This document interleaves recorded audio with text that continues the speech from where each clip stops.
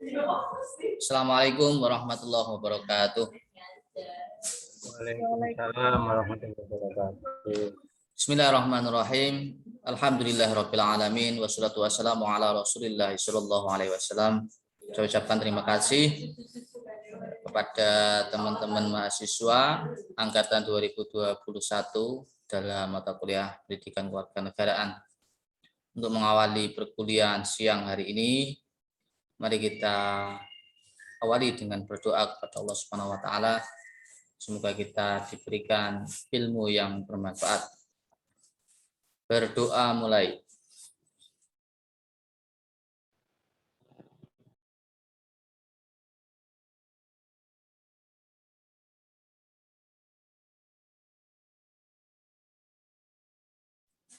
Berdoa selesai. Kita lanjutkan dengan tilawah Al-Quran. Ya. Saya persilahkan, barangkali dari mahasiswa ada yang berkenan untuk memimpin dan membacakan sari tilawah. Silakan angkat tangan.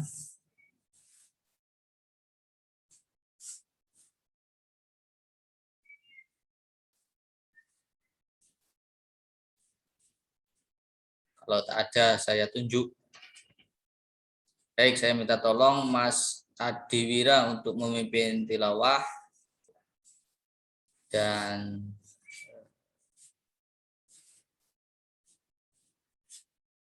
Mbak Laila untuk untuk memimpin tilawah ya. Silakan diambil mushafnya semuanya. Oke, Ustaz.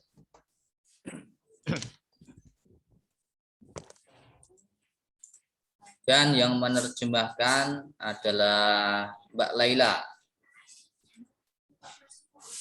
Silakan diambil dulu mushafnya teman-teman semua. Kita tilawah surah Al-Baqarah. Kalau tak salah ayat 17. Apa Ustaz? Maaf.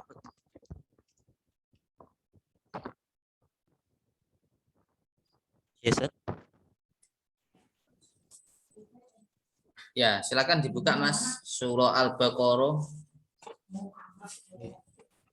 Kita lanjutkan di pertemuan sebelumnya ya. Kalau tak salah kemarin itu selesai di ayat 16, sekarang ayat 17. Halaman 4.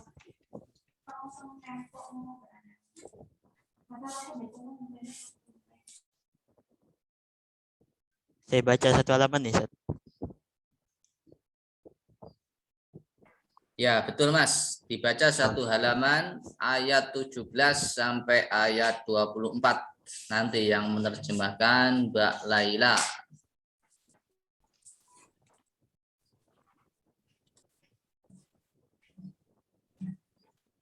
Silakan Mas, bisa dimulai. Ya. Bismillahirrahmanirrahim. Assalamualaikum warahmatullahi wabarakatuh. Waalaikumsalam warahmatullahi wabarakatuh. A'udzu billahi minasy syaithanir rajim. Bismillahirrahmanirrahim. Masaluhum kamasalil ladzi istawqada nara falamma adaa'at ma hawlahu zahaballahu binurihim wa tarakahum fi zulumatin la yubsirun. Bukhmun umyun fahum la yarji'un. Aw kasaybin minas samaa'i fi zulumatu wa ra'du wa barqa yaj'aluna asabi'ahum fi adanihim minas sawa'iqi hadaral maut wallahu muhitun bil kafirin. Yakadul barqu yakhtafu absarahum kullama adaa lahum masyaw fi wa idza aslamu alaihim qamu walau sya'allahu ladhahaba bisam'ihim wa absarihim innallaha ala kulli syai'in qadir. Ya ayyuhan الناس اعبدوا ربكم الذي خلقكم والذين من قبلكم لعلكم تتقون Assalamualaikum warahmatullahi wabarakatuh. الذي جعل لكم الأرض فراشا والسماء بناء وأنزل وأنزل من السماء ماء فأخرج به من الثمرات رزقا لكم فلا تجعلوا لله أندادا وأنتم تعلمون وإن كنتم في ريب مما نزلنا على عبدنا فأتوا بسورة من مثله ودعوا شهداءكم من دون الله إن كنتم صادقين فإن لم تفعلوا ولن تفعلوا فاتقوا النار التي وقودها الناس والحجارة أعدت للكافرين صدق الله العظيم. Assalamualaikum warahmatullahi wabarakatuh.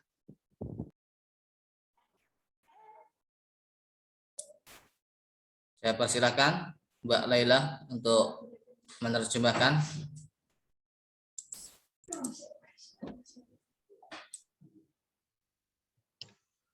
Maaf Ustadz, surat apa? Oh, enggak tilawah tadi.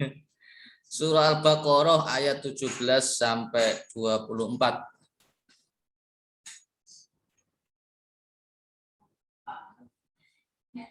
Ya, silakan.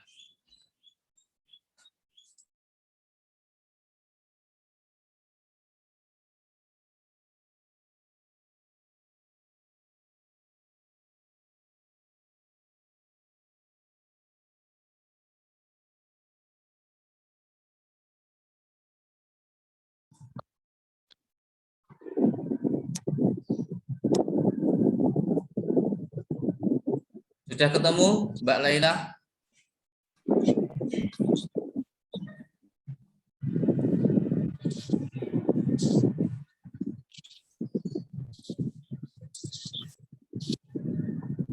Halo, ada Mbak Laila? Ada Ustadz. Oke, baik, sudah ketemu? Oke, kita tunggu ya. Teman-teman kalau belum boleh menyimak ya. Silakan dibuka mushafnya halaman 4 surah Al-Baqarah ayat 17 sampai 24.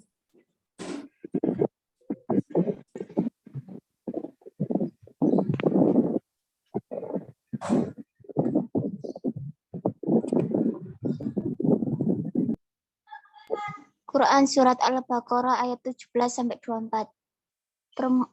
Perumpamaan mereka adalah seperti orang yang menyalakan api. Maka setelah api itu menerangi sekelilingnya, Allah menghilangkan cahaya yang menyinari mereka dan membiarkan mereka dalam kegelapan. Mereka tuli, bisu, dan buta, maka tidaklah mereka akan kembali ke jalan yang benar. Atau seperti orang yang ditimpa hujan lebat dari langit disertai gelap gulita, guru, dan kilat. Mereka menyumbat telinganya dengan anak jarinya karena mendengar suara petir, sebab takut akan mati dan Allah meliputi orang-orang yang kafir. Hampir kilat itu menyambar penglihatan mereka setiap kali kilat itu menyinari mereka. Hai manusia, sembahlah Tuhanmu yang telah menciptakanmu dan orang-orang yang sebelummu agar kamu bertakwa.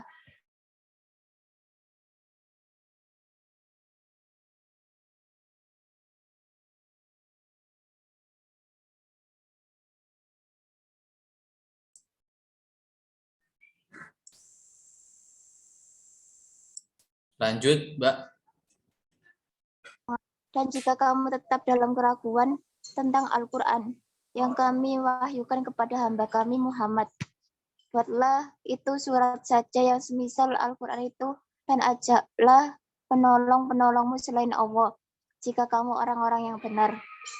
Maka jika kamu tidak dapat membuatnya, dan pasti kamu tidak akan dapat membuatnya, peliharalah dirimu dari neraka yang bahan bakarnya manusia dan batu yang disediakan bagi orang-orang kafir. Demikian terjemahan ayat tersebut. Baik, terima kasih. Saya sampaikan ya tadi Mas Adiwira dan Mbak Laila. Baik teman-teman mahasiswa semua, kita tadi sudah bertilawah bersama Quran surah Al-Baqarah ayat 17 sampai 24. Nah, inti dari surat tersebut yakni ada hikmah yang dapat kita petik ya. Baik, kita lanjutkan. Mohon maaf tadi ada kendala teknis ya teman-teman semua. Saya terpental keluar karena jaringan wifi-nya lepas. Saya ulangi, hikmah dari ayat yang kita baca tadi yang pertama yakni orang munafik tidak dapat merasakan cahaya keimanan. Yang kedua, orang munafik telah buta dan tuli dari kebenaran. Dan yang ketiga, orang munafik sulit untuk meninggalkan kesesatan karena ia merasa yakin telah melakukan kebaikan. Nah, kalau dihubungkan dengan apa ini kan termasuk penyakit hati ya teman-teman semua. Ustadz, ini PKN, kok kajiannya Quran dan terjemahan, apa relevansinya? Sangat relevan ya. Karena PKN itu tujuan utamanya yakni ingin membentuk warga negara yang baik ya. Salah satu indikator warga negara yang baik yakni dia bisa mengamalkan sila pertama sesuai keyakinan masing-masing.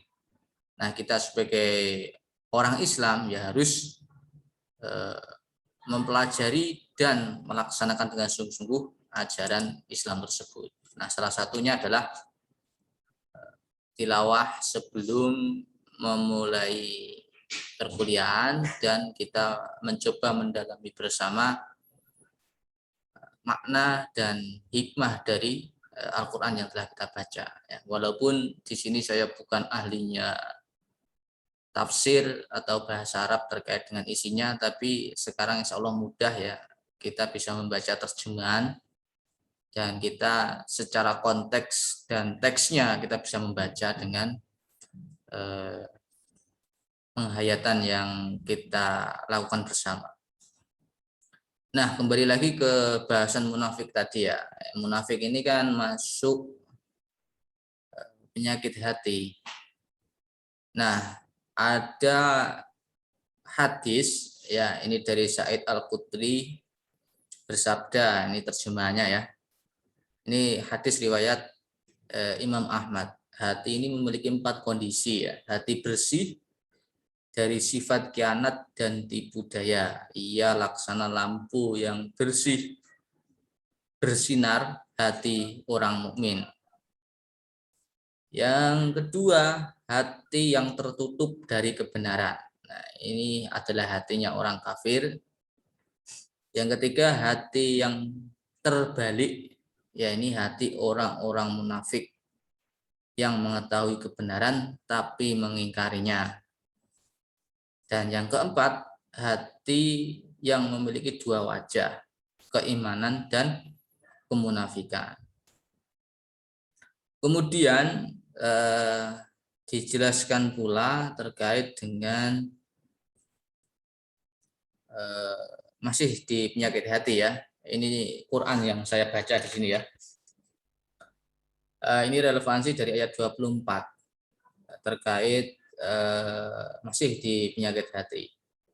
Ini hadis riwayat Abu Hurairah, saya bacakan kepada teman-teman semua.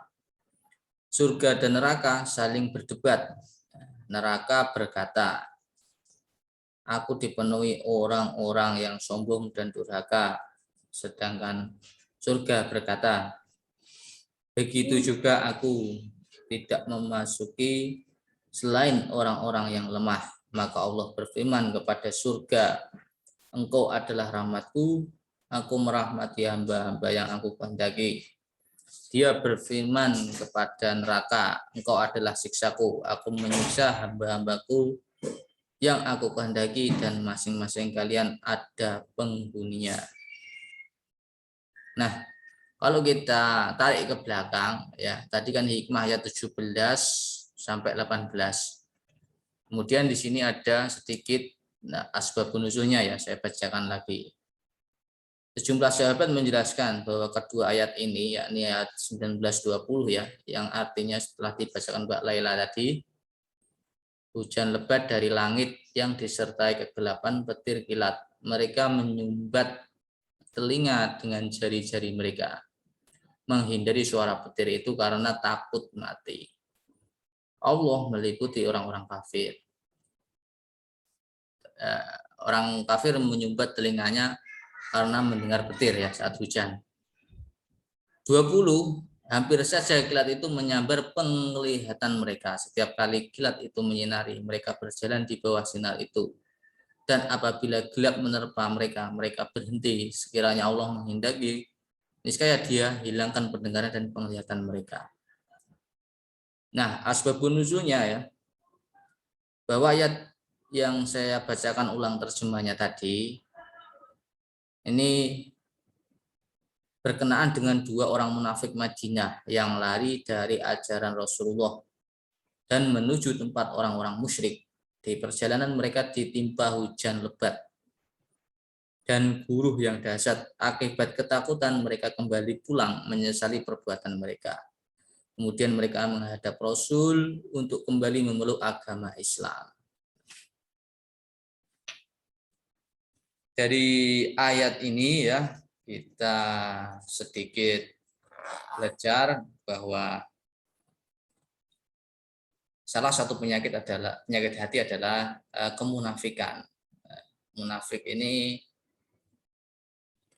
menghindari kebenaran ya. Itu ternyata menurut definisi yang saya bacakan ke teman-teman tadi, termasuk ciri-ciri orang munafik. Kebenaran sudah ada ya, tetapi dihindari.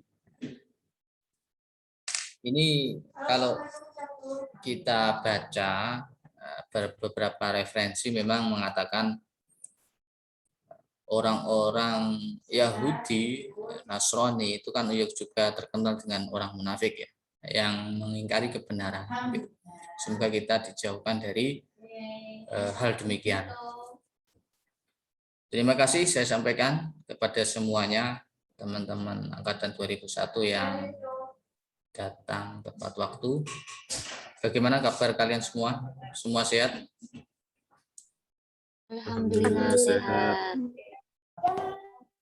Alhamdulillah. Semoga sehat semua ya. Tidak ada satu yang sakit. Kalaupun ada, semoga segera diberikan kesehatan oleh Allah Subhanahu wa taala. Teman-teman semua, sebelum kita lanjutkan, saya ingin mengingatkan, silakan teman-teman mengisi presensi secara mandiri ya di LMS. Walaupun di sini nanti saya juga akan melakukan presensi. Tapi saya nanti coba konfirmasi ulang data itu ya, data yang telah teman-teman input secara mandiri, kemudian digabung dengan data punya saya, gitu supaya match. Untuk pertemuan sebelumnya, saya sudah menyampaikan terkait dengan teknis perkuliahan kita ya, termasuk kontrak perkuliahan kita. Di sini saya ingin mengulangi secara singkat. Untuk teknis perkuliahan nanti berbentuk daring ya, seperti yang kita lakukan saat ini. Walaupun nanti di tengah perjalanan ternyata ada informasi tatap muka, nanti saya informasikan ke teman-teman. Kemudian Yang kedua adalah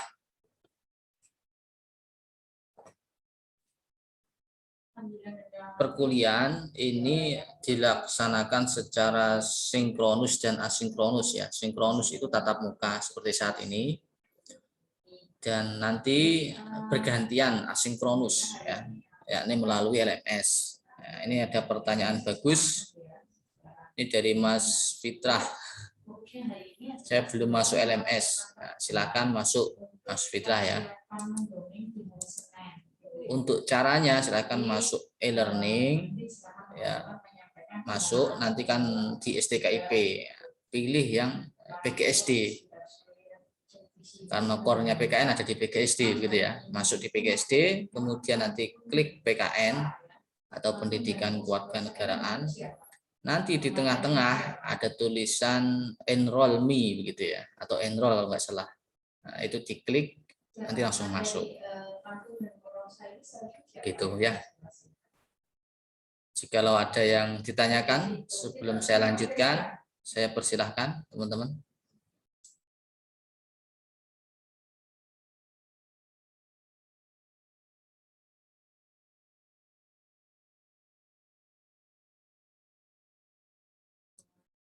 Baik, cukup jelas ya. Oh ya, ada pertanyaan dari Mbak Risa. Silakan Mbak Risa.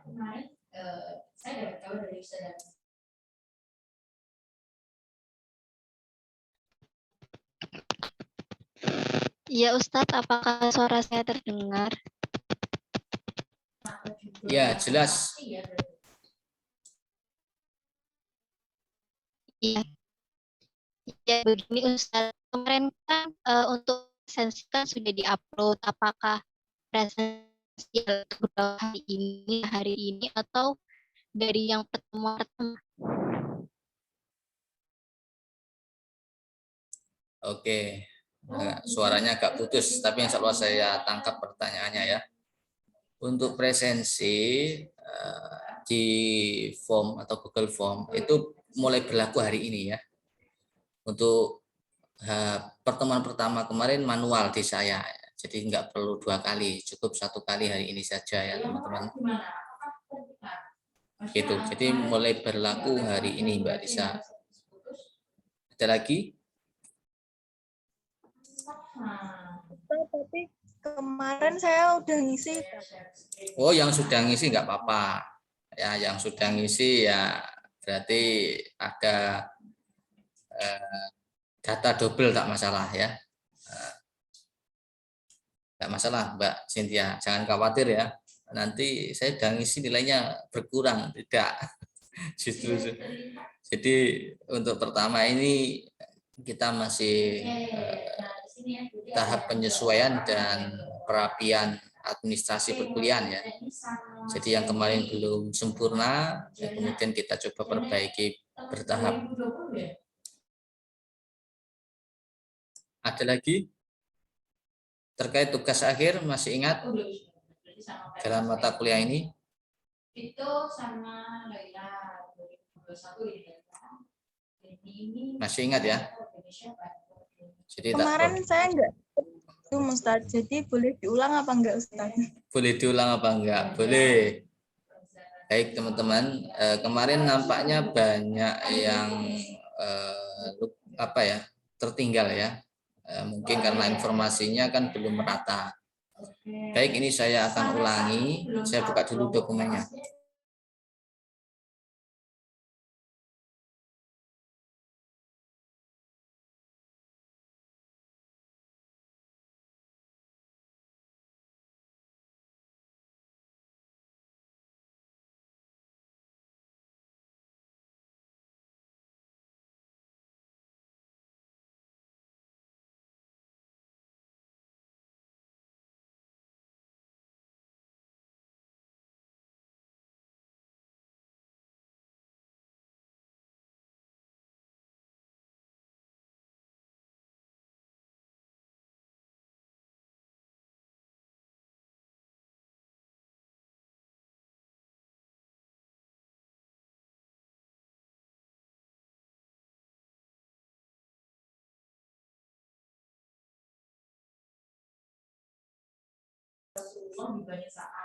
Baik, terima kasih Mbak Cynthia dan teman-teman yang kemarin belum menyimak ya. Saya akan presentasi ulang terkait dengan sistem perkuliahan kita secara garis besar ya, termasuk nanti tugas akhir. Apakah sudah terlihat teman-teman? Mbak Cynthia? Sudah, Ustaz. Oke, baik. Nah, teman-teman nanti akan belajar materi di mata kuliah ini ya, yang saya blok ini. Pertama konsep manusia, kedua hakikat negara, ketiga tentang nilai norma, kebebasan pendapat ya, yang keempat peran PKN, sampai nanti pertemuan ke-14 adalah HAM. Tapi ada kemungkinan nanti ya ada beberapa materi yang mungkin tidak disampaikan gitu ya, seiring dengan kebutuhan untuk menyelesaikan tugas akhir. Kita berlanjut langsung, ini kompetensi dasarnya ya, rinci.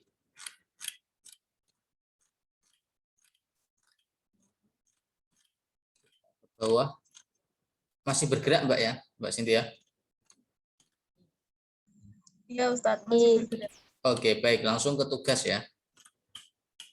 Yang pertama tugas individu ya, ini kita sebut tugas akhir. Jadi teman-teman dalam mengikuti perkuliahan ini nanti ada satu tugas akhir yang harus diselesaikan.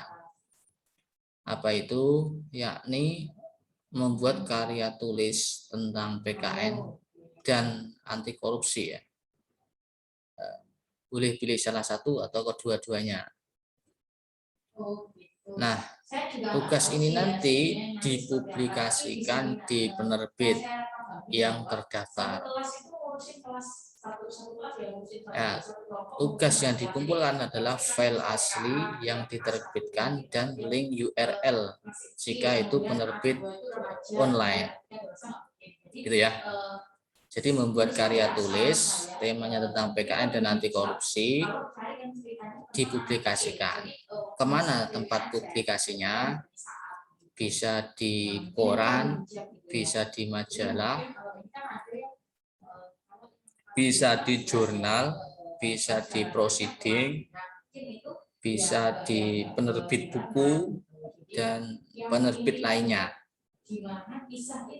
Ini dicari oleh masing-masing mahasiswa. Jadi masing-masing mahasiswa mencari penerbitnya secara mandiri. Kemudian jika sudah terbit, URL tersebut dilampirkan dalam pengumpulan tugas akhir. Jika sudah terbit, maka akan dapat nilai maksimal ya, nanti nilai maksimal. Karya tulisnya berupa apa? Bisa artikel, bisa puisi, bisa cerpen, bisa berita, bisa opini, ya, bisa di koran, majalah, atau buku, bebas, ya, semuanya bebas. Jadi saya mau buat puisi boleh, yang pendek-pendek. Saya mau buat cerpen boleh, mau buat novel sangat boleh tentunya. Nah, yang penerbit tidak boleh di sini adalah seperti blogger gitu ya. Itu bukan penerbit. Kompasiana itu juga bukan penerbit. Jadi yang dimaksud terdaftar adalah penerbit resmi yang menerbitkan jenis karya tulis gitu ya. Nanti deadline-nya 20 Desember. Jadi mulai sekarang sudah bisa mulai dikerjakan. Ini untuk produk. Kemudian portofolio, ya ini nanti pilihan ya. Portofolio ini bisa pilihan ganda, esai, mencocokkan, benar salah. Ini nanti menyesuaikan ya. Nanti akan ada informasi jika ada portofolio. Yang ketiga adalah afektif, berkaitan dengan kehadiran dan keaktifan ya. Yang pertama, saya sarankan teman-teman memiliki catatan dan tulisan, ya, biar tulisan manualnya masih tangannya bisa masih lemes ya, lentur, tidak kaku dalam menulis. Itu tujuannya. Yang kedua, semua nanti akan mendapatkan nilai 100 ya. Tidak fokus nilainya 0. Ini kan tahu kalau tatap muka langsung. Tapi kalau daring kan saya juga nggak tahu. Jadi ini mungkin agak kesulitan untuk yang dua ini ya. Yang paling penting adalah 3 sampai 5 ini. Kalau alfa otomatis nilai afektif di pertemuan tersebut 0 ya. Izin dengan surat nanti mendapat nilai 80. Kalau tanpa surat ya dianggap alfa. Yang kelima, sakit dengan surat dapat nilai 80, tanpa surat kembali ke alfa lagi, gitu ya. Jadi nilai afektif itu adalah akumulasi daftar hadir teman-teman di setiap pertemuannya, termasuk nanti asinkron. Kemudian tugas yang kedua adalah psikomotor. Ini juga dikerjakan oleh teman-teman ya. Saya salah ketik. Ini masih individu ya. Mohon maaf, ini salah ketik ini. Yakni membuat media pembelajaran PKN. Ya, teman-teman dapat browsing apa itu Ustadz Media gitu ya. Di googling banyak, teman-teman nanti bisa cari, bentuknya bebas ya. Gitu. Jadi tuh di mata kuliah ini hanya ada 2 tugas akhir gitu ya. Tidak ada tugas sejenis lainnya. Memang kelihatannya berat, tapi ini insya Allah nanti bisa membangun kompetensi teman-teman dalam menulis, menuangkan ide, membangun paragraf ya. Nah, apalagi kan yang bahasa, jurusan bahasa pasti tahu koherensi antar paragraf begitu ya. Sambil nanti memiliki pengalaman bagaimana mempublikasikan karya. Ini yang ingin kita bangun. Nah, ini bobotnya ya teman-teman. Produk bobotnya paling tinggi, yakni menerbitkan karya tulis tadi bobotnya paling tinggi ya, yakni 25% dari akumulasi 100%. UTS 10%, UAS 20%, portofolio 5%. Nah, portofolio paling kecil. Afektif 20% dan psikomotor tadi 20%. Nah, ini perlu teman-teman ketahui ya. Ini penilaian. Misal saya dapat nilai produk sudah terbit, otomatis teman-teman akan dapat nilai 100 atau bobotnya maksimal, dapat A nanti. Itu ini salah satu contoh. Misal nanti nilai, nah, misal produk kan ini ya 2,5 tadi 25%. Nah, ini rumusnya saya belum. Nanti baru diakumulasi dibagi 10, ketemulah nanti nilai akhir dari perkuliahan ini gitu. IPK juga demikian ya teman-teman. Kalau di Indonesia ada rentang nilai 0 sampai 4. Kalau teman-teman IPK di awal ini tinggi, misal 3,5 berarti sama dengan amin gitu ya. Maka saya dorong teman-teman di perkuliahan yang lain silahkan maksimalkan di semester 1 ini ya. Kalau bisa ya dapat A semua gitu ya. Sehingga nanti semester pertama bisa maksimal nilainya. Ada pertanyaan? Saya cukupkan untuk ini. Maaf, saya on cam ya, off cam ya, Ustaz. Boleh. Ini siapa yang tanya nih, Mbak Ivo? Untuk deadline yang produk 20 gantian Mbak Arsita ya. Tahun 2000. Oh iya. Ya bisa diulangi Mbak Ivo. Untuk deadline tanggal 20 Desember 2021 tentang menerbitkan itu, deadline-nya itu untuk karya yang siap cetak atau sudah berupa cetak ya Ustadz ya? Baik, pertanyaan bagus Mbak Ivo. Silakan disimak teman-teman. Tidak harus cetak ya, bisa koran online. Sekarang kan banyak penerbit online, ya, artikelnya diterbitkan secara online. Jadi tidak harus koran cetak. Tapi kalau mau cetak juga boleh. Nanti bukti cetaknya difoto saja baru dikumpulkan. Itu ya. Kalau saya mau ke koran online, offline, koran Jawa Pos misal, ya boleh. Gitu ya. Gitu Mbak Ivo. Ya, Ustadz, tadi kan Ustadz bilang daftar ya Ustadz ya. Untuk produknya itu. Terdaftar itu maksudnya seperti ISBN atau apa ya Ustadz ya? Maksudnya terdaftar di sini adalah penerbit resmi Mbak Ivo ya. Selain blogger, terus Kompasiana gitu ya. Jadi resmi penerbitnya, maksudnya terdaftar di situ. Ya. Sama-sama Mbak Ivo. Tadi Mbak Arsita mau tanya, silakan Mbak. Assalamualaikum Ustadz. Waalaikumsalam, silakan Mbak. Berarti itu mandiri ya Ustadz? Betul. Tidak ada bimbingan dari dosen. Nanti ada bimbingannya nanti. Ya, nanti kan ada materi kemudian kita bimbing gitu ya, satu persatu nanti ditampilkan untuk mendapat bimbingan secara bergantian gitu. Yang dimaksud mandiri oleh mahasiswa tadi ya penerbitnya cari sendiri, nulisnya kan juga nulis sendiri gitu, tapi ya tetap dapat bimbingan nanti dalam menulis, apakah kalimatnya sudah bagus, kemudian sasaran penerbitnya tepat dan lain sebagainya. Gitu Mbak Arsita. Ada lagi? Terima kasih Ustadz. Baik, sama-sama. Kalau ada lagi silakan, mumpung kita belum ke materi dan berikutnya.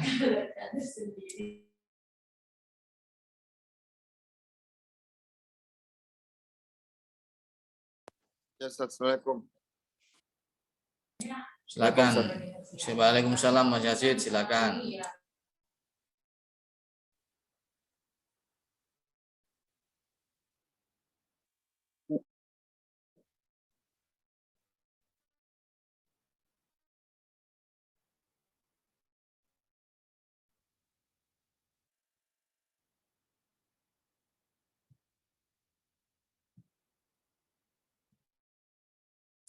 Silakan Mas Yazid. Bisa ditanya atau apa ini? Ya Ustaz. Putus-putus Ustaz. Putus-putus. Ada yang ingin ditanyakan?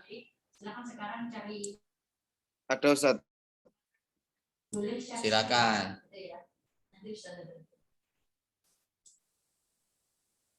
Untuk yang tugas kelompok itu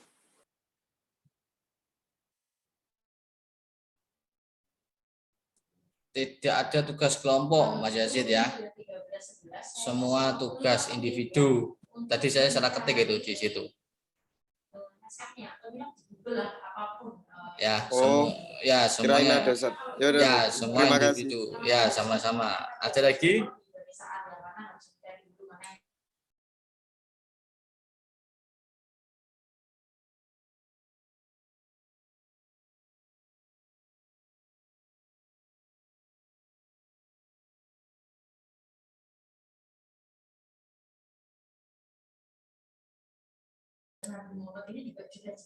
Baik, kalau tak ada kita lanjutkan ya.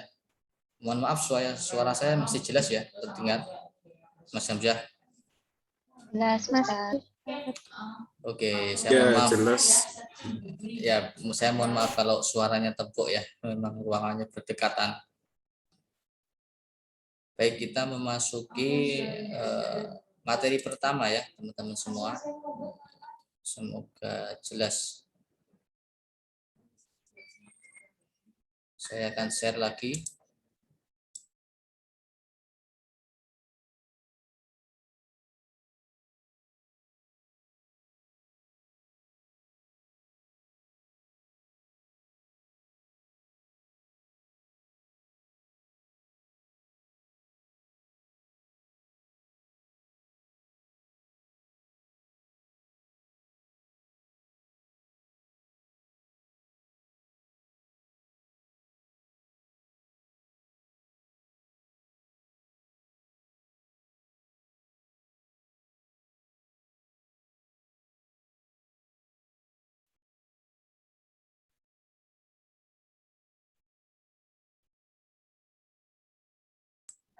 Baik, sudah nampak ya, teman-teman?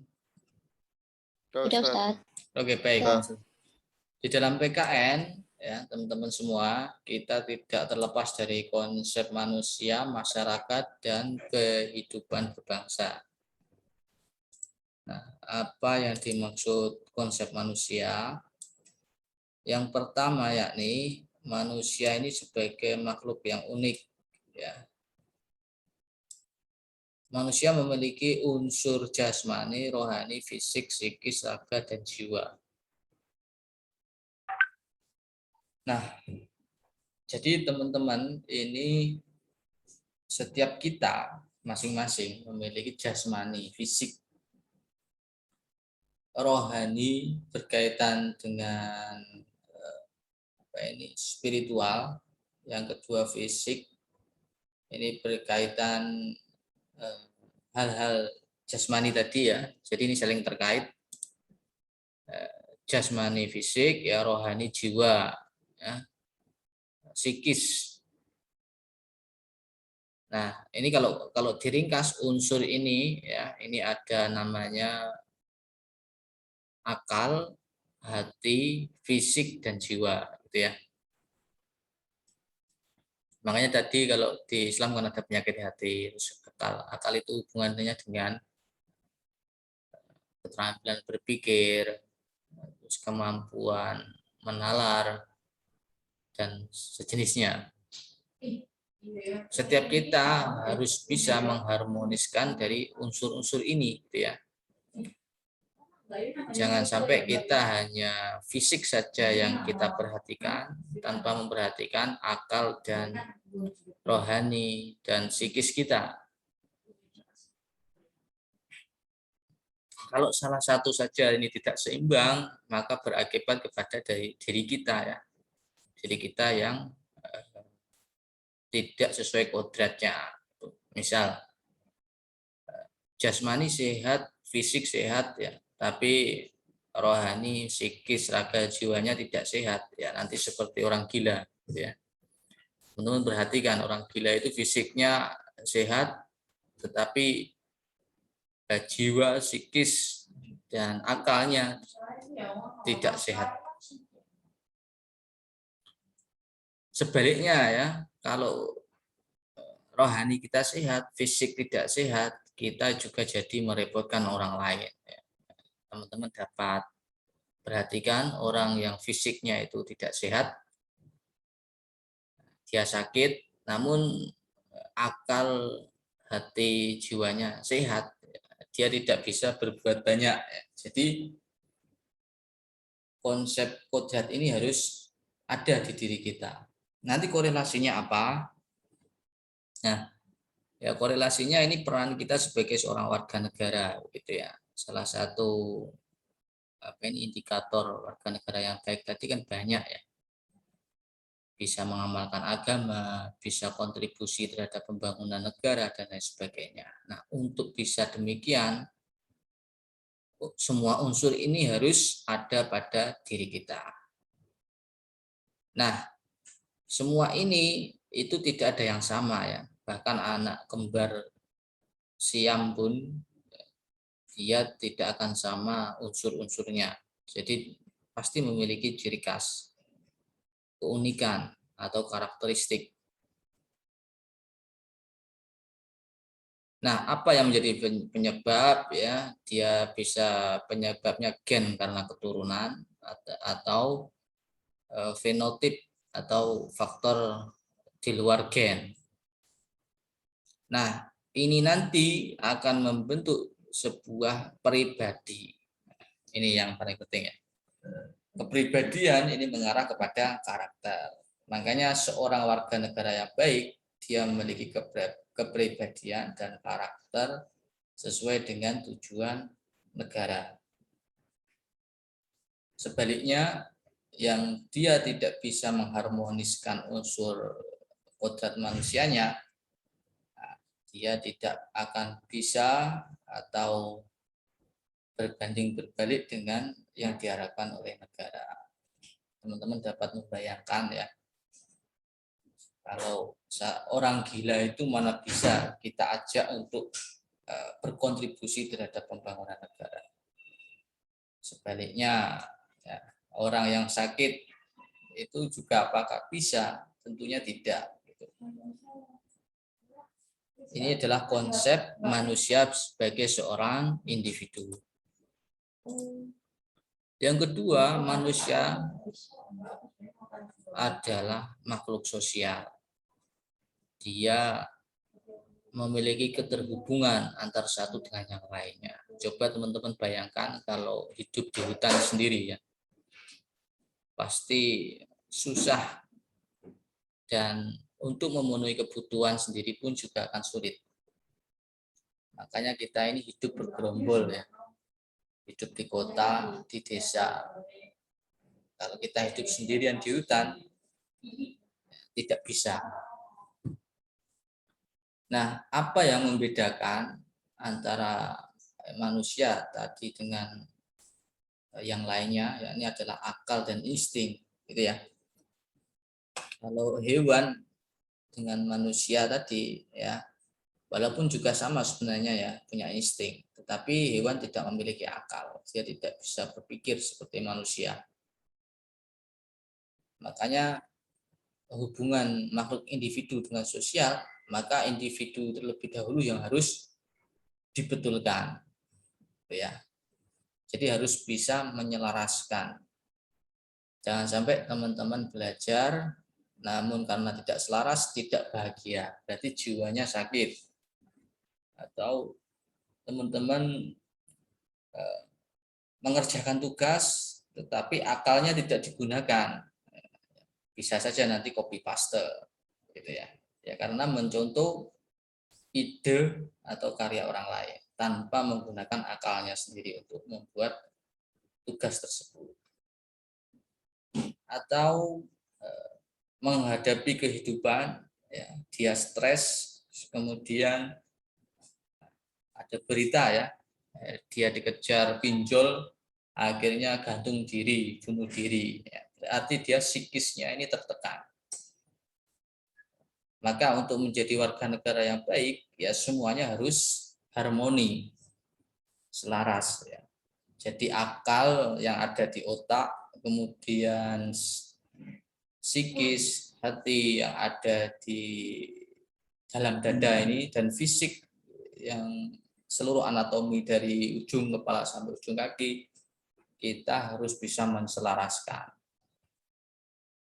Dan kaitannya dengan makhluk sosial ini, kita tidak akan bisa bersosial, ya, seperti yang saya ilustrasikan sebelumnya tadi.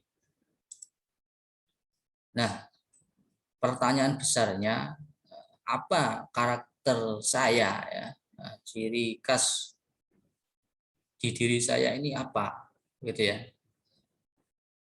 Kalau aspeknya tadi ada akal, hati, dan fisik, apakah karakter saya ini sudah mengarah ke penyelarasan tiga aspek utama tadi? Kalau belum, ya berarti kita harus menumbuhkan itu. Jikalau teman-teman belum merasa bahagia dalam hidupnya, ya berarti di situ ada jiwa dan psikisnya yang perlu kita obati. Pada aspek mana kita belum merasa puas? Jika kita masih hati kita tidak tenang, suka ragu, kemudian merasa tidak yakin, ya berarti perlu kita benahi jiwa tersebut, ya, supaya ya kita tenang menjalankan kehidupan ini seperti kodratnya manusia tadi, gitu. Nah, tadi manusia sebagai makhluk individu, manusia sebagai makhluk sosial, kemudian kita tarik ke konteks keindonesiaan. Membicarakan Indonesia berarti bicara manusia atau masyarakat Indonesia secara utuh, ya. Yang pertama, Indonesia ini adalah pluralistis, ya, atau majemuk. Jadi tadi individu, sosial, maka harus bisa kerjasama secara plural ya, atau berbeda-beda. Nah, bicara manusia Indonesia, teman-teman juga tentunya harus berbicara konsep manusia secara utuh, gitu ya. Jangan sampai kita ini individualis, ya sangat menonjol individualisnya, tetapi tidak bisa bekerja sama. Nanti dicap oleh orang sebagai orang yang asosial, atau sebaliknya dia sangat sosialis tetapi menyampingkan karakteristik individu. Dia akan mudah larut dengan lingkungan, mudah ikut-ikutan, taklid, terbawa arus, sehingga prinsip hidupnya akan hanyut. Nah, itu juga buruk. Makanya harus seimbang. Nah, ini ya, ini menurut pendapat ahli Mukhtar Lubis secara lisan. Dia menyebut 6 ciri manusia Indonesia, meliputi hipokrit alias munafik ya. Ini yang berbicara ini adalah Mukhtar Lubis. Orang Indonesia ternyata memiliki karakteristik enggan bertanggung jawab atas perbuatan dan keputusannya, bersifat feodal, percaya tahayul, artistik, berwatak lemah. Apakah ini memang iya ada di diri kita? Kalau iya, ya kita coba untuk perbaiki ya, atau kita kurangi. Atau ini tidak ada di diri saya, yaitu ada di diri orang lain, ya kita bersyukur. Tapi nampaknya pasti dari 1 sampai 5 ini pasti ada ya. Gitu. Misal saya di pojokan rumah belakang saya ini ada hantu berambut panjang, Ustadz. Berarti kan benar ya, percaya tahayul. Saya belum mencoba tapi sudah merasa pesimis, berarti berwatak lemah. Berarti ya termasuk ini. Kemudian saya juga sering ya pinter ngomong, tapi ketika disuruh membuktikan tidak bisa, ya berarti itu masuk kategori pertama. Ya semoga ini tidak ada pada diri kita ya. Saya yakin teman-teman juga tidak ada, sesuai dengan yang disampaikan oleh Mukhtar Lubis. Nah, berbeda apa yang sedikit hampir sama ya, bukan berbeda. Nah, ini Kuncoro Ningrat. Indonesia ini yang pertama, dia memiliki mentalitas yang meremehkan mutu. Makanya tadi di mata kuliah ini tugasnya adalah individu semua ya. Dan itu juga mempublikasikan karya. Itu tujuannya untuk meningkatkan mutu bahwa ini kita bisa. Yang kedua, memiliki mentalitas yang suka menerabas, yang suka hal-hal instan, cepat, hal-hal yang serba jadi. Yang ketiga, sifat tak percaya kepada diri sendiri, nah, termasuk yang saya uraikan tadi. Jadi teman-teman dalam membuat karya tulis, silakan dibuat, insya Allah mampu untuk menyelesaikan. Yang keempat, sifat tak mendisiplinkan murni, ya berdisiplin murni. Ya, artinya ya suka molor, jamnya karet. Mentalitas yang suka mengabaikan tanggung jawab. Ya ini menurut Kuncoro Ningrat ya. Ya. Kita perlu refleksi kepada diri kita sendiri saja. Kemudian kita sebagai seorang individu ini harus memiliki pandangan hidup. Pandangan hidup ini bisa diartikan sebagai prinsip hidup, merupakan pedoman bagi suatu bangsa atau masyarakat dalam menjawab mengatasi berbagai masalah yang dihadapinya. Nah, misal kita memiliki prinsip saya harus mandiri, bisa menyelesaikan masalah saya sendiri. Maka kalau hal itu yang menjadi prinsip hidup, maka setiap masalah yang dihadapi pasti bisa diselesaikan. Tapi kalau tidak memiliki pandangan hidup, ya kita pasti ikut-ikutan, suka mengeluh, tidak percaya diri, karena nggak memiliki prinsip hidup. Tapi kalau sudah memiliki prinsip hidup, dia akan kokoh ya, terhadap berbagai kendala dan masalah kehidupannya. Nah, Alfian dia menegaskan salah satu faktor yang dapat mempengaruhi pola pikir dan tingkah laku seorang masyarakat. Dinamika kehidupannya adalah sikap mental. Jadi kita harus memiliki mental yang kuat dan kokoh. Termasuk tadi ya, mental meremehkan mutu, tidak percaya pada diri sendiri, mental mengabaikan mutu, mental pesimistis ya, dan mental-mental yang lainnya. Itu jangan sampai ada di diri kita. Yang kita harus bangun adalah ya sebaliknya, ya kita optimis, tanggung jawab, percaya pada diri sendiri, dan mental-mental yang lainnya.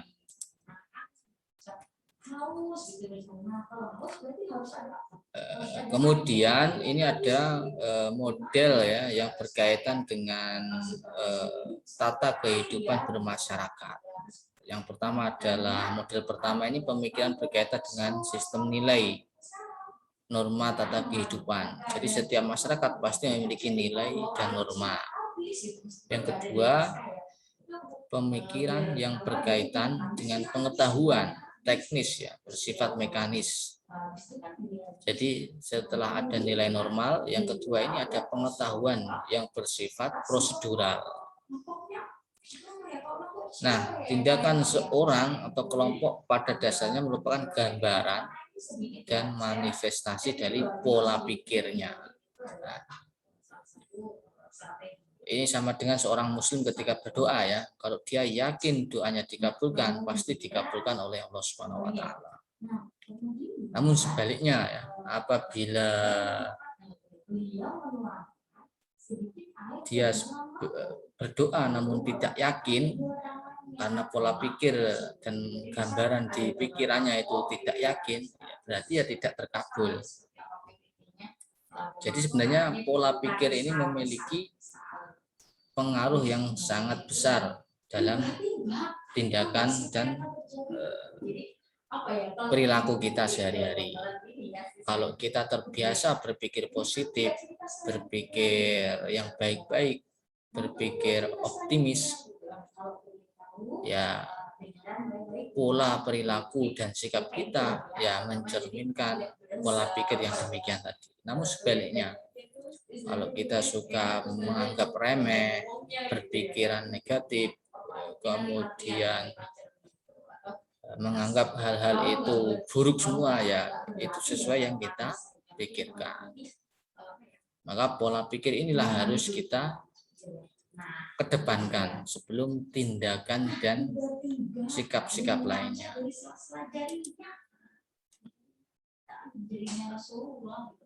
Nah ini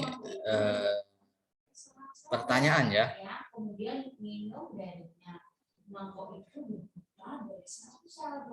Yang pertama, bagaimana menyelesaikan masalah rasisme, khususnya masalah warga Papua ya. Seperti berita yang saat ini beredar gitu ya. Itu kaitannya dengan makhluk individu sosial gitu ya. Nah, yang kedua, bagaimana cara mengajarkan materi persatuan di sekolah. Tadi kan berbicara makhluk sosial, makhluk individu. Kira-kira apa nih jawaban dari teman-teman ya? Silakan dua pertanyaan ini teman-teman coba tulis di kolom chat Zoom ya. Tidak ditulis sebagai tugas PR bukan ya. Coba saya tunggu di kolom chat Zoom. Saya kasih waktu ya, kira-kira 2-5 menit. Silakan diketik.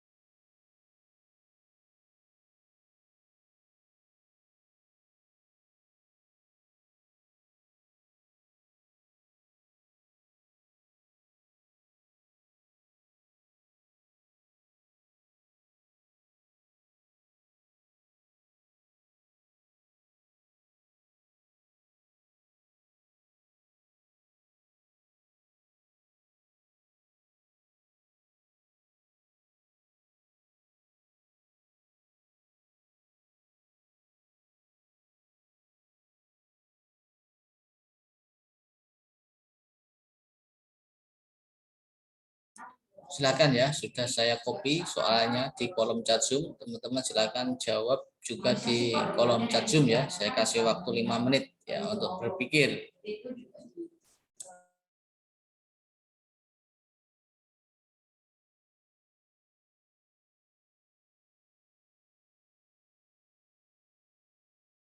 Saya menjawab soal nomor 2, bagaimana cara mengajarkan materi persatuan di sekolah. Yang pertama, dengan cara mengerjakan tugas-tugas dari tutor bersama teman-teman tanpa membedakan suku, budaya, maupun agama. Yang kedua, saling menghargai dan menghormati. Yang ketiga, menghargai pendapat teman. Yang keempat, gotong royong membersihkan tempat belajar bersama. Yang kelima, semangat mengikuti kegiatan pembelajaran. Sudah, Ustadz. Baik, terima kasih Mbak Sofi. Kalau Mbak Sofi lebih menekankan pada praktik pembelajaran ya di sekolah. Kita lanjutkan setelah Mbak Sofi ini ada siapa ini? Ada Pak Joni di pukul 1.36. Silakan Pak Joni, bisa dibacakan.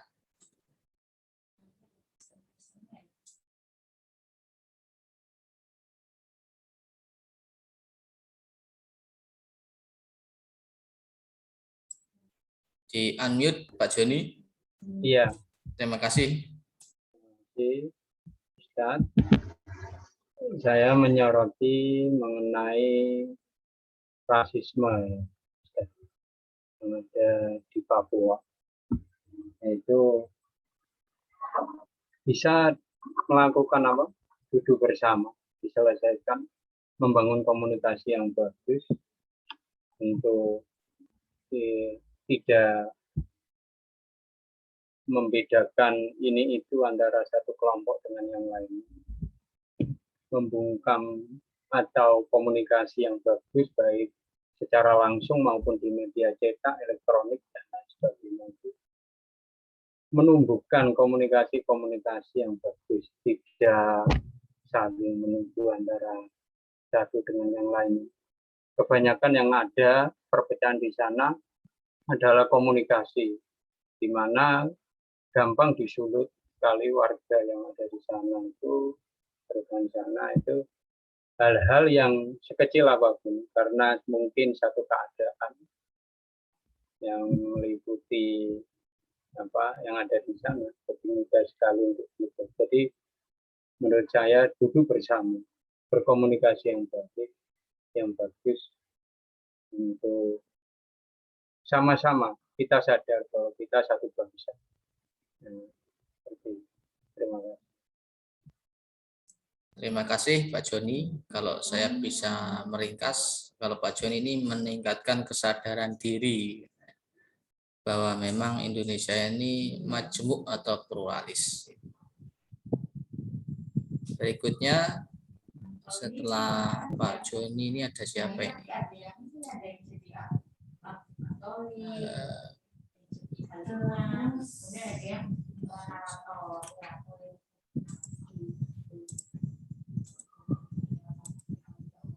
Mbak Laila ya ini nampaknya. Ya, Ustaz. Ya, Mbak Laila silakan. Sekolah merupakan sarana paling mudah untuk memupuk rasa persatuan dan kesatuan. Jadi pemupukan itu bisa dilakukan secara rutin, sehingga secara tidak sadar memperkokoh bangunan nilai-nilai gotong royong, kerjasama, dan persatuan dalam diri siswa.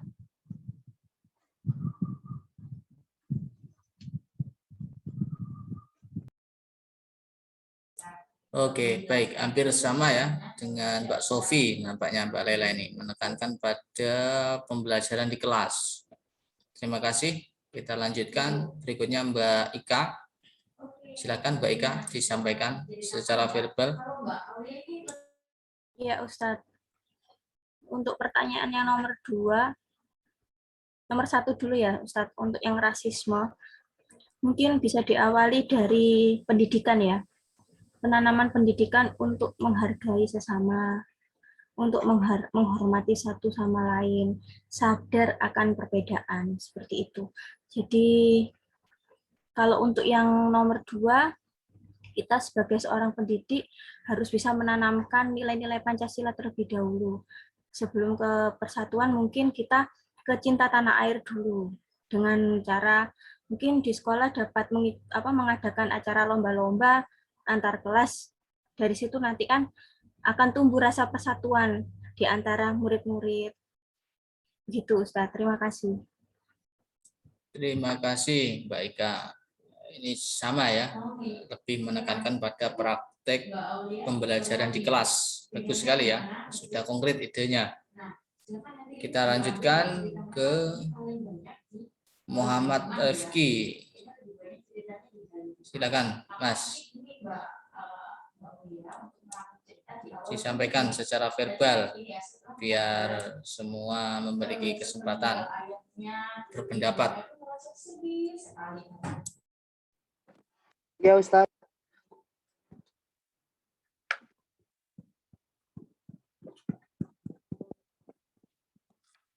Bagaimana menyelesaikan masalah rasisme khususnya warga Papua dengan cara mengajarkan kepada masyarakat dengan cara memahami definisi rasisme dan memahami kesenjangan rasial, Ustaz.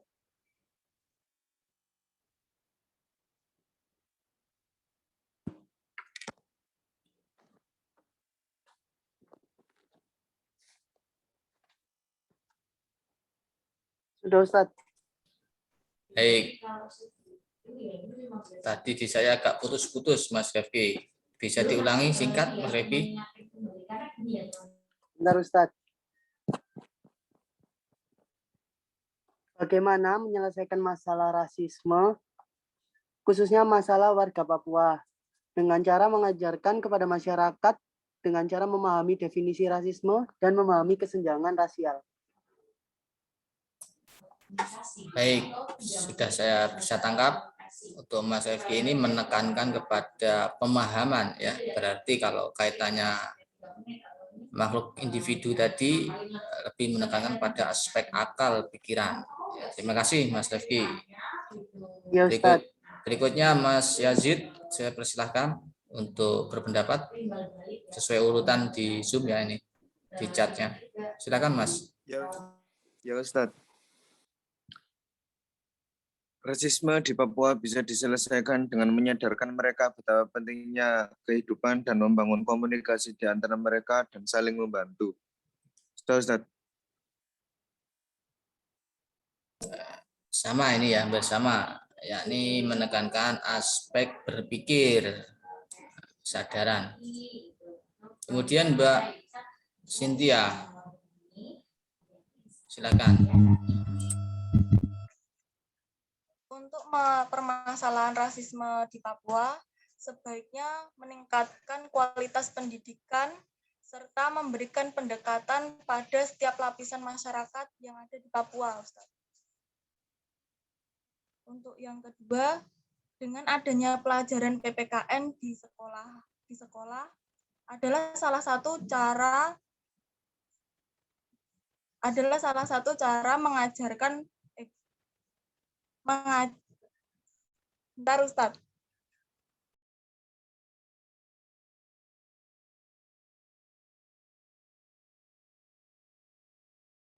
Sudah ya?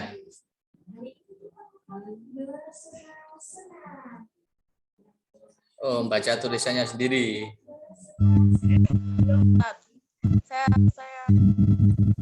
Kedua, dengan adanya pelajaran PPKN di sekolah adalah salah satu cara mengajarkan materi persatuan di sekolah. Bisa dengan memberi contoh berupa video-video singkat tentang persatuan dan memberi pendekatan serta penjelasan terkait persatuan. Baik, terima kasih Mbak Cynthia. Ini menekankan aspek pendidikan dan praktek belajar ya. Kemudian ini ada siapa lagi nih berikutnya? Berikutnya Mas Adiwira. Silakan Mas Adiwira. Ya, Ustaz. Untuk masalah rasisme di Papua bisa kita mengatasinya dengan cara menghindari dan memberi contoh untuk tidak melakukan tindak rasisme. mengedukasi masyarakat tentang bahaya rasisme dan menyadarkan masyarakat bahwa kita ini satu tanah air dan satu bangsa. Jadi tidak sepatutnya untuk menghina satu sama lain. Kemudian untuk yang kedua, sama juga mengajarkan dengan cara memberikan pemahaman tentang pentingnya persatuan Indonesia. Bahwa kita sebagai bangsa harus saling membantu dan bergotong royong dan memberikan sikap teladan kepada siswa tentang persatuan seperti musyawarah di kelas, pemilihan ketua kelas, menyikapi perbedaan pendapat di dalam kelas. Itu Ustaz. Baik, terima kasih Mas Adiwira. Kalau Mas Adiwira ini menekankan berpikir, yang kedua adalah praktek mengajar di kelas ya.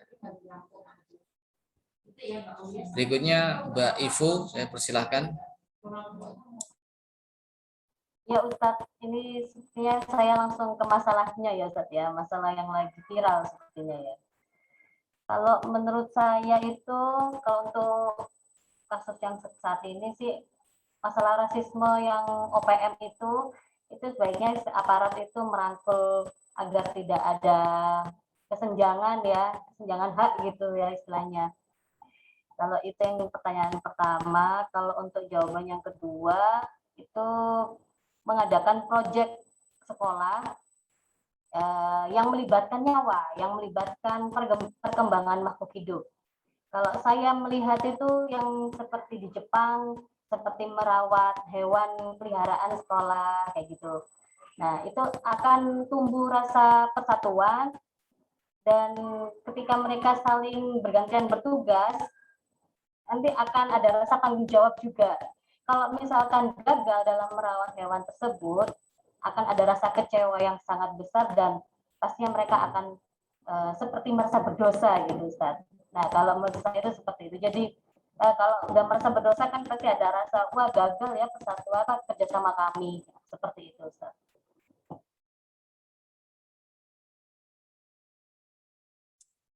Baik, terima kasih Mbak Ivo. Ini juga sama ya, berbasis proyek untuk yang persatuan. Dan yang pertama ini ini lebih humanis dalam pihak dan aparatnya. Ini agak sedikit berbeda. Terima kasih sudah berpendapat. Kita lanjutkan dari Mbak Arsita. Silakan Mbak Arsita. Bagaimana cara menghadapi rasisme yang terjadi pada warga Papua? Menurut saya dengan berhenti berkata tidak rasis. Karena orang yang anti rasis itu berbeda dengan orang yang mengatakan netral kalau saya tidak rasis. Kemudian setelah itu memahami kesenjangan rasial seperti kekayaan, jabatan, penampilan, dan lain-lain. Lalu menentang gagasan rasisme yang biasanya disebarkan lewat sosial media itu, dan mendukung gerakan aktivis anti rasisme. Dan yang terakhir sama seperti teman-teman, karena kita dibentuk sebagai pendidik, maka kita perlu melakukan edukasi mengenai hal-hal tersebut. Terima kasih Ustaz. Terima kasih Mbak Arsita. Kita lanjutkan. Ini kalau rasisme dari Mbak Arsita ini netral ya, sama dari kesadaran diri. Teman-teman, jika tidak ada kendala dalam internet dan kuota, nanti ketika pendapat dinyalakan ya on cam, biar tidak seperti mendengarkan radio gitu ya, karena kita tatap muka gitu ya. Nanti ketika sudah selesai boleh dimatikan lagi ya. Nah, apakah susah ya? Bergantung diri kita. Kalau kita menganggap ini susah ya susah, kalau mudah ya mudah. Ya. Tapi nampaknya ya lebih susah kalau tatap muka langsung ya, teman-teman, korban bensin, korban tenaga, korban keringat ya. Tapi kalau daring ya korban pulsa, memang korban data, sama-sama berkorban. Gitu ya. Jadi tidak off terus selama mengikuti tatap muka. Nanti apa bedanya dengan asinkronus gitu ya. Saya mohon maaf ini menyampaikan apa adanya. Insya Allah nggak ada kendala gitu ya. Kita lanjutkan. Tadi Mbak Arsita, kemudian Mbak Risa. Saya persilahkan. Ya Ustadz, terkait pertanyaan mengenai rasisme itu sendiri, biasanya masyarakat itu sering tidak sadar bahwa yang mereka lakukan itu adalah bentuk rasisme. Oleh karena itu, perlu pentingnya adanya edukasi bahwa apa saja sih yang termasuk rasisme, kemudian hal-hal edukasi lainnya terkait kita sebagai masyarakat Indonesia itu bagaimana sikap kita terhadap perbedaan suku, budaya dan lain-lain. Dan untuk poin yang kedua itu sendiri terkait memupuk persatuan itu mungkin bisa kita implementasikan dengan mengajarkan bahwa di dalam Al-Qur'an itu sudah dijelaskan loh di dalam Quran surah Al-Hujurat ayat 13 bahwa manusia itu memang berbeda-beda dan Allah itu sudah menciptakan manusia itu berbeda-beda untuk apa? Untuk saling mengenal. Mungkin dari situ untuk komunikasi, kemudian mengajarkan untuk bersosialisasi sehingga bisa memupuk persatuan itu sendiri. Terima kasih Ustadz. Baik, ya, sudah ada tambahan lagi nih ya dari Mbak Risa. Tadi pemahaman, aspek pemahaman berarti keterampilan berpikir. Berarti kalau kodrat manusia berarti mengedepankan akalnya tadi gitu ya. Yang kedua tadi sudah dilengkapi dalilnya ya atau referensi bahwa manusia memang diciptakan berbeda-beda. Bagus sekali. Terima kasih Mbak Risa. Kita lanjutkan supaya semua memiliki kesempatan berbicara. Kita lanjut Mas Hafid. Saya persilakan. Halo. Ya, Ustaz. Jadi saya masih jawab nomor 1, Ustaz. Nomor 2 belum, enggak apa-apa. Ya, enggak apa-apa, seadanya, Mas. Menurut saya kalau yang nomor 1 itu mungkin anak yang rasis itu belum pernah ngerasain, Ustaz. Kalau punya teman beda suku, ras dari jauh-jauh itu malah seru, Ustaz. Jadi bisa kayak perbedaan jadi kayak seru gitu. Ya mungkin mereka aja yang belum pernah kayak berinteraksi langsung dengan mereka, jadi satu aktivitas sama mereka kayak olahraga bareng gitu ya. Jadi kayak disadarkan kalau ya nggak ada bedanya gitu. Ya sama-sama manusia biasa. Ya mungkin itu ya. Oke, berarti mereka belum pernah merasakan langsung ya. Berarti harus dirasakan langsung. Terima kasih Mas Hafid. Kita lanjut. Berikutnya Mas Fitrah. Silakan.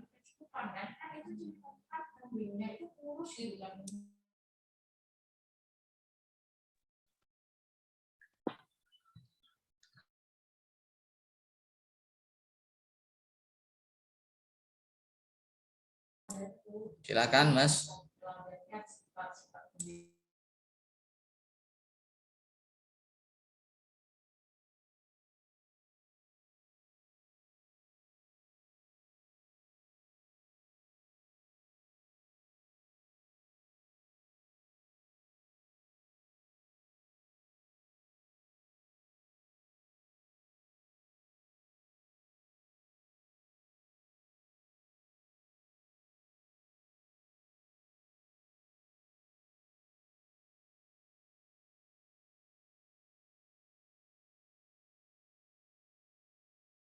Wah, ini udah di-unmute tapi nggak berbicara ini. Kita lanjut.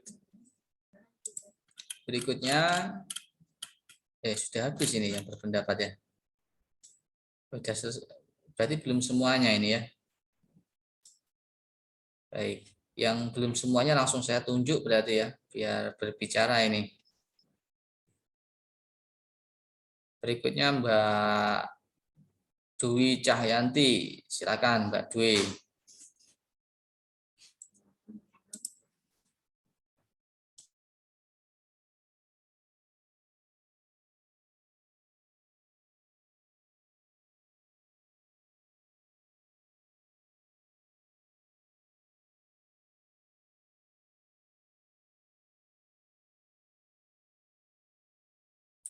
Halo Mbak Dwi, ada orang? Tak ada orang. Nah ini ya. Kita lanjut saja. Berikutnya Mas Hamzah. Silakan Mas Hamzah.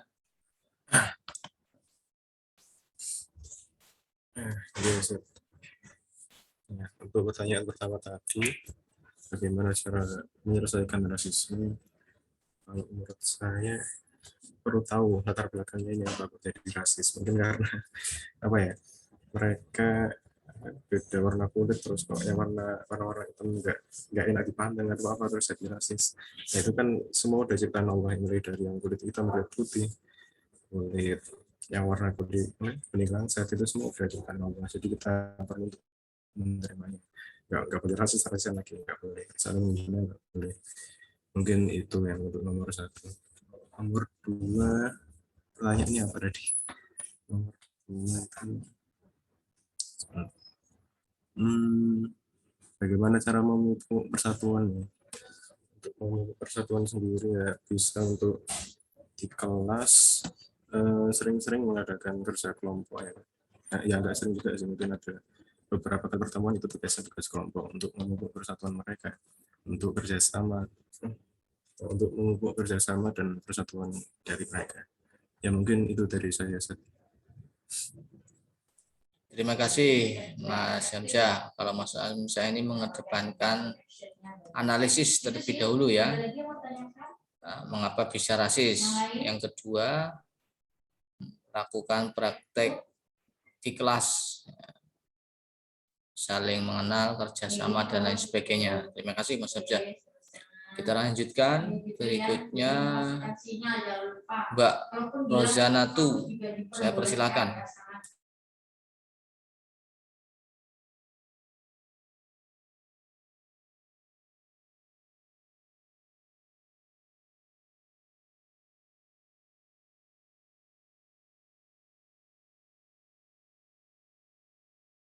Oke, Mbak Rozana tuh enggak ada orang ya.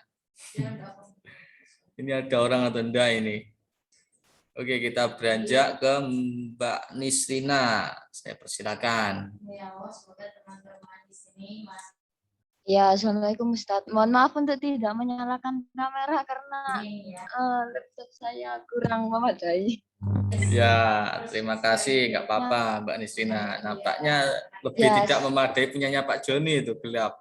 Tapi enggak apa-apa lah. Ya, saya menjawab yang soal nomor 1 saja ya Ustadz. Untuk mengurangi rasa rasisme itu kita harus menanamkan pemahaman kepada masyarakat bahwa yang berbeda dengan mereka itu bukan berarti buruk gitu. Jadi enggak selamanya yang berbeda itu buruk. Itu saja Ustadz. Oke, terima kasih jawabannya Mbak Nisrina. Kita percepat ya supaya diskusinya bisa lanjut nanti. Setelah Mbak Nisrina, kemudian Mbak Sylvia. Saya persilahkan.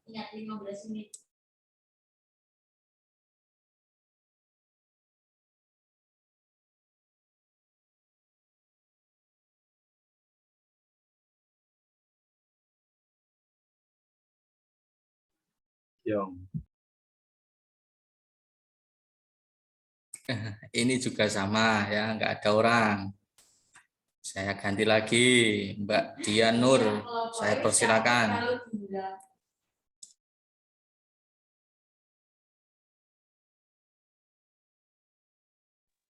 Iya Ustadz, ini mohon off cam ya Ustadz G.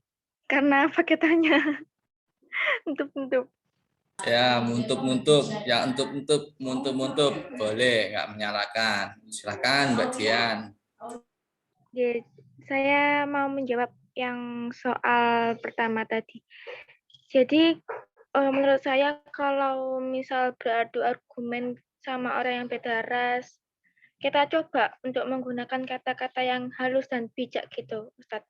Dan sering-sering membaca buku bareng yang mengajarkan kedamaian dan toleransi. Begitu, Ustadz. Terima kasih. Mengajarkan kedamaian. Bagus sekali. Terima kasih Mbak Dian. Kita lanjut biar semua memiliki kesempatan berbicara ya. yakni Mbak Angela. Saya kasih kesempatan. Monggo.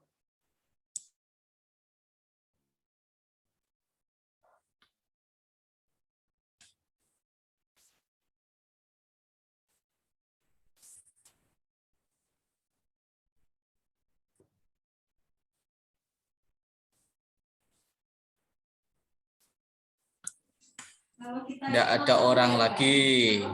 Ya, enggak apa-apa. Ini berarti namanya aja yang ada di Zoom. Kita pindah Mas Hikam. Saya beri kesempatan. Silakan Mas Hikam.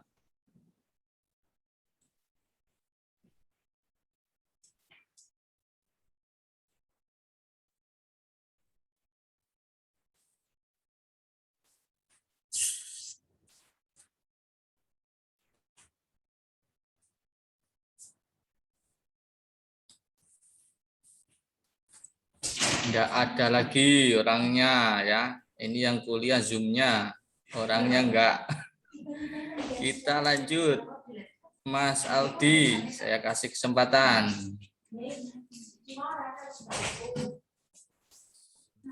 Silakan Mas Yazid, izin kamar mandi. Mas Aldi, saya kasih kesempatan. Silakan pendapatnya disampaikan.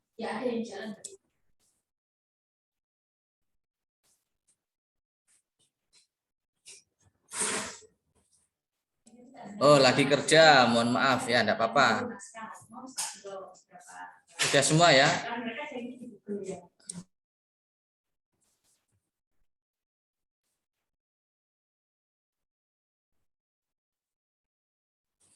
Baik. Itu tadi pendapat teman-teman ya. Saya apresiasi teman-teman sudah banyak memiliki jawaban yang bagus-bagus ya. Ada yang masih abstrak dan sudah ada yang konkret. Nah, misal kesadaran diri. Nah, ini kan sesuatu yang abstrak ya. Caranya bagaimana? Apakah diberi kajian, diberi pelatihan, di training, ataukah diberi pembinaan? Ya, kalau bentuknya pembinaan itu sudah konkret, tapi tidak apa-apa ya. Juga tadi banyak yang menjawab secara konkret, ya, bisa kerja kelompok di kelas, ya, ada proyek ya, dan lain sebagainya. Nah, kalau teman-teman menemukan pertanyaan yang berhubungan dengan penyelesaian, berarti di situ pertanyaannya mengarah kepada hal yang konkret ya. Misal nih, gimana caranya ke Bungo Rasih dari Joyoboyo, misal pertanyaannya seperti itu ya. Ya pokoknya naik sepeda pergi ke Bungo Rasih. Nah, itu masih abstrak ya, harus konkret. Ya, bisa ojek melalui Grab atau Gojek ya, pergi ke sana, atau naik bus atau angkutan kota dari Joyoboyo, naik angkutan nomor 27 yang jurusan Bungo Rasih. Nah, itu sudah konkret ya. Jadi teman-teman perlu memahami setiap dari pertanyaan. Setiap pertanyaan ini memiliki maksud dari jawaban masing-masing ya. Jadi tidak apa-apa, ini tahap pertama. Nanti jika muncul pertanyaan, ya kita lihat pertanyaan. Apakah pertanyaan itu mengarah ke hal abstrak atau konkret? Ya tergantung. Misal saya tanya, apa sih yang dimaksud disiplin? Ya, berarti ini bisa abstrak, bisa konkret.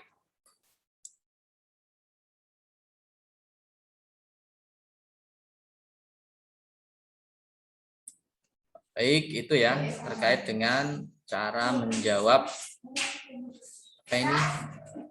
pertanyaan sesuai kriteria atau karakteristik pertanyaannya.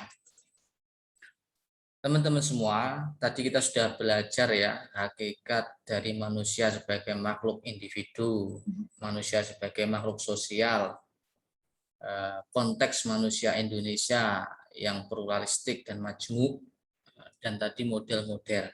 Nah,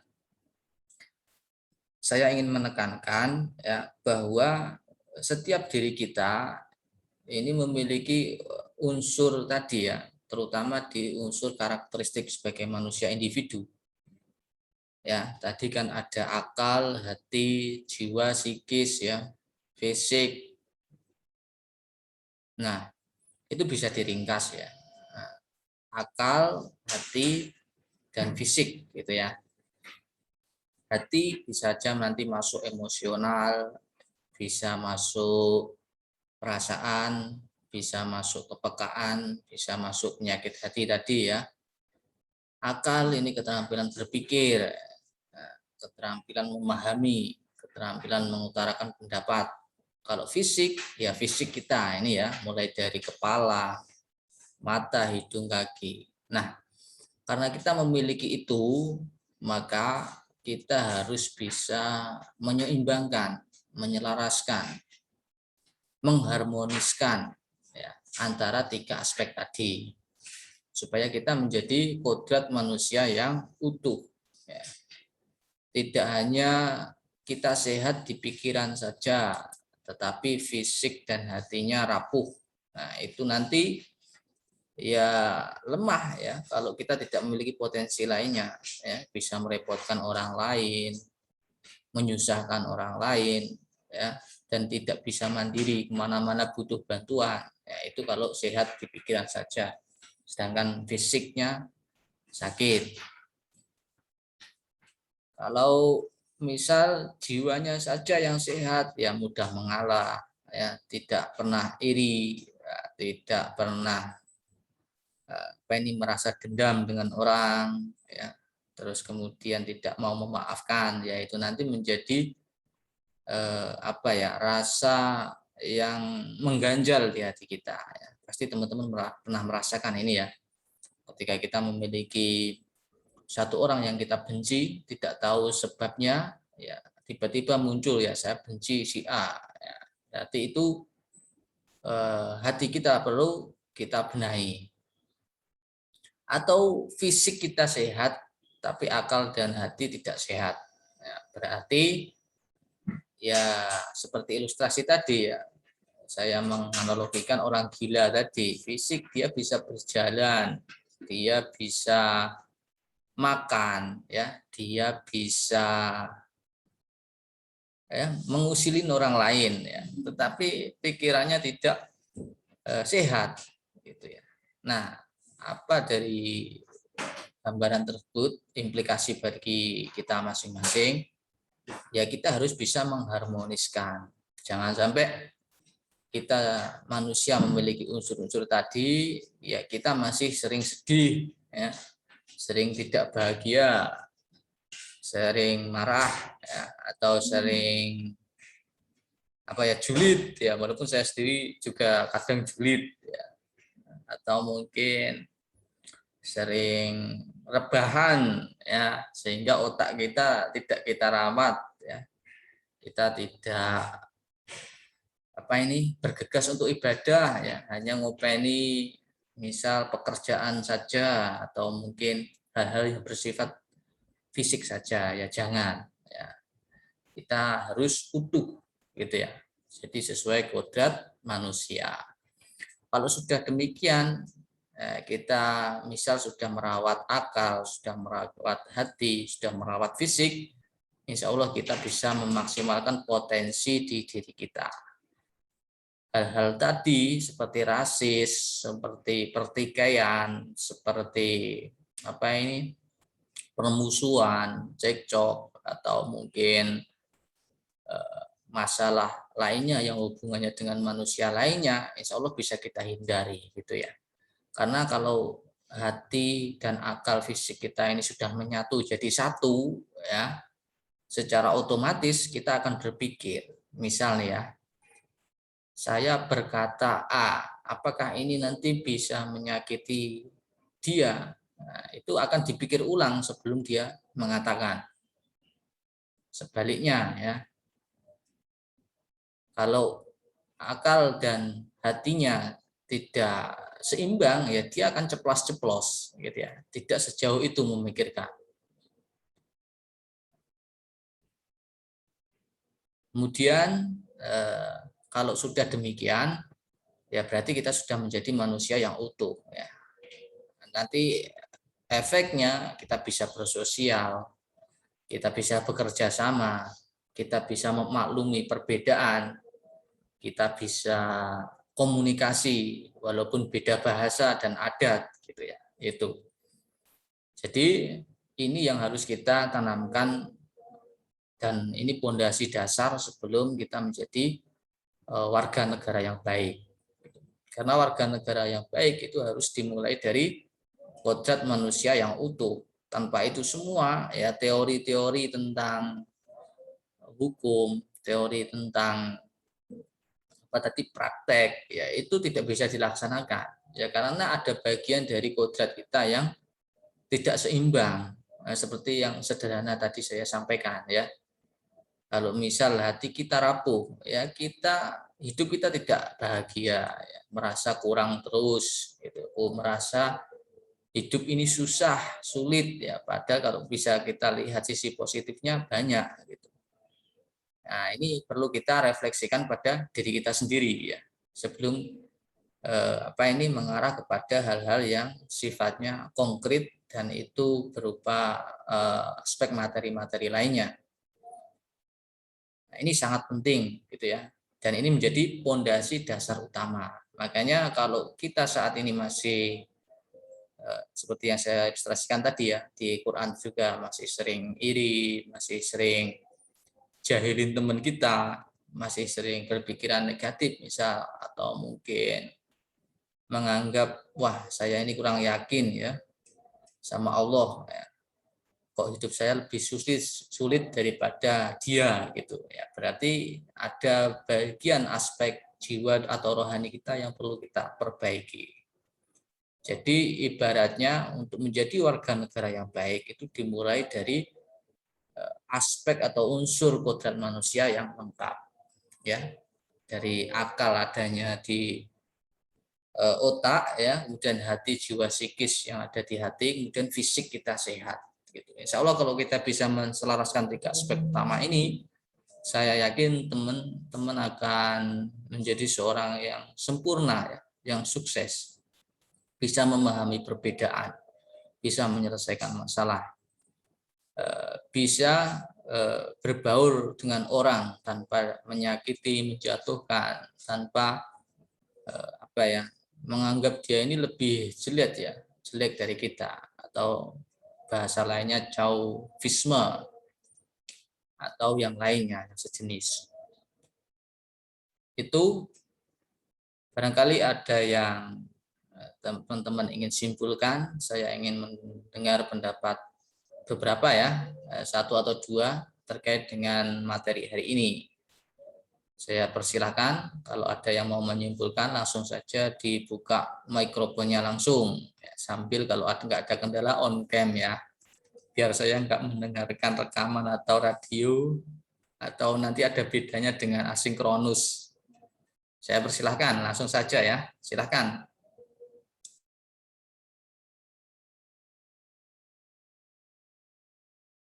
Oh Mbak Risa, silakan Mbak Risa. Ya Ustadz, terkait tadi kesimpulannya bahwa sebelum kita menyelesaikan sesuatu, itu perbaiki diri kita sendiri dari dua keseimbangan itu tadi, baik psikis maupun fisik. Jadi ketika diri kita sendiri itu sudah mampu menyeimbangkan tersebut, maka kita bisa menyelesaikan masalah apapun. Kita bisa bersosialisasi, kita bisa tumbuh dan bekerja sama dengan orang lain seperti itu, Ustadz.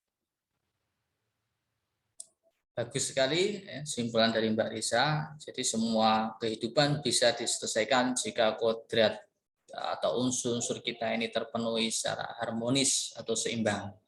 Terima kasih Mbak Risa. Ada lagi satu atau dua lagi sebelum kita tutup.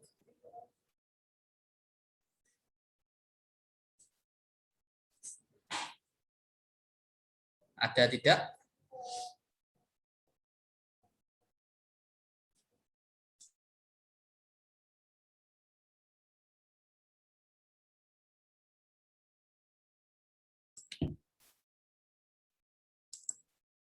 Baik, tidak ada ya.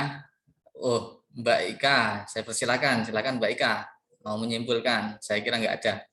Silakan Mbak Ika. Iya, Ustadz. Kesimpulannya kita harus bisa menjadi manusia yang utuh ya, baik secara fisik, rohani, mental, dari jiwa. Jadi semuanya harus utuh untuk menghadapi segala hal. Terima kasih, Ustaz. Terima kasih Mbak Ika.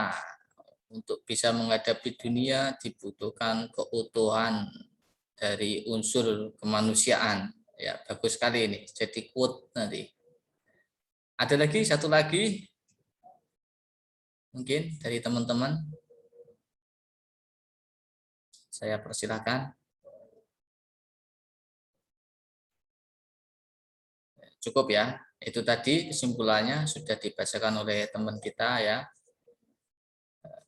Untuk pekan selanjutnya, insya Allah nanti asinkronus ya, yakni belajar melalui e-learning. Nah, bagi teman-teman kelas profesional ya, yang bisa ikut pagi gitu. Yang tak bisa, apakah kuliahnya tetap tatap muka?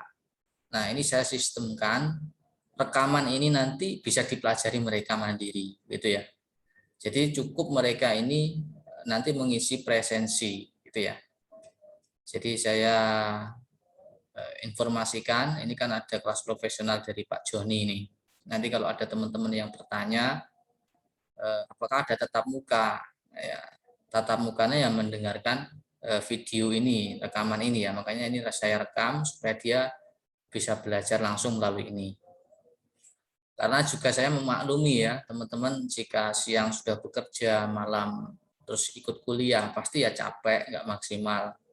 Kalau memiliki keluarga ya nanti khawatir nggak bisa ngomong anak ya, atau mungkin tidak bisa bertegur sapa dengan orang tua atau yang lainnya gitu ya, karena aktivitas hariannya sangat padat ya, siang bekerja, malam kuliah, terus kapan bersosialisasinya ya, nanti nggak ada waktu. Sementara demikian ya Pak Joni. Supaya ya ini memfleksibelkan ya, tapi bukan menggampangkan, tapi sama saja nanti bisa mendengarkan maksud dari isi kuliah ini ya, gitu. Ya, nanti rekamannya ini saya upload di YouTube. Nah, teman-teman kelas karyawan bisa komentar di situ ya. Kalau saya perintahnya di sini menjawab di kolom chat Zoom, nanti di kolom chat YouTube itu yang ya sama saja. Nanti saya akan rekap penilaiannya di situ. Gitu. Baik, karena sudah azan, mari kita tutup kafaratul majlis.